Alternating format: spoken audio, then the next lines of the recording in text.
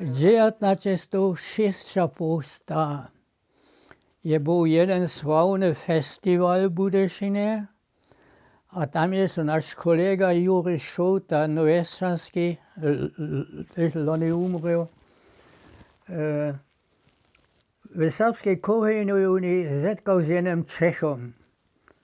A ten Czech jo ideę šulersku umienu dopisować, a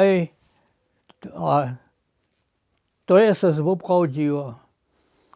A przychodne leto znowu prina šulerska umiena.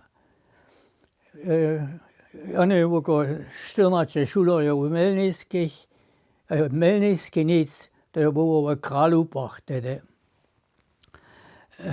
A tylko naszych tam na tydzień hižo.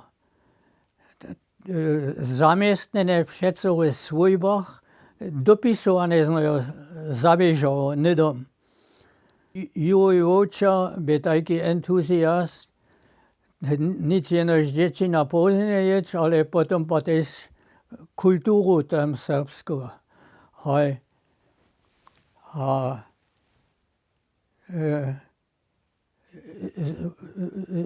Oficiálne jeli sú či šulerio a dvaj učerie, te sú tež měli přeprošené, to je ten Čech napísal. Ja neviem, ak som ja samo po policie, to je dovoľnosť hovoril.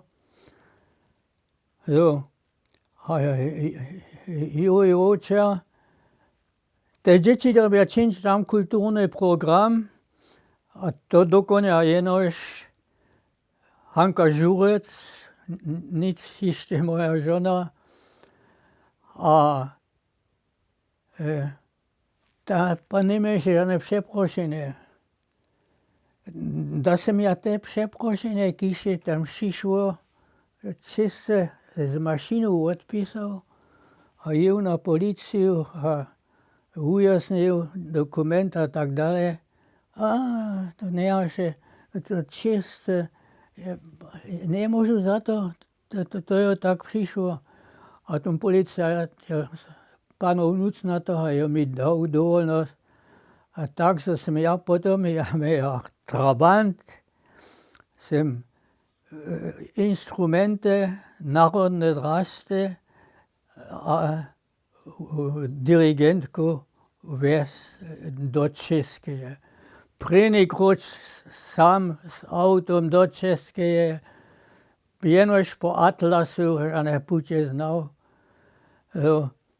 A šijedu tam do Kralupu, jedu zase z města von, adresu zabil. A jenož tu drogu, jsem ja neskyry nikak věděl. A jedu z Kralupu von a tam jen před garážou auto pořád, já jsem ja zastal a jsem se oprašal, kde je ta droha. A to mi připadlo, že tamhle přes tu železnický přechod, tam to jo, ta háska, to jméno jsem ja viděl. A to děče jenož zadu oko přes kolie. A tam po jedna stará mačaka chodíš a ty jsem se ja prašal za tým jménom.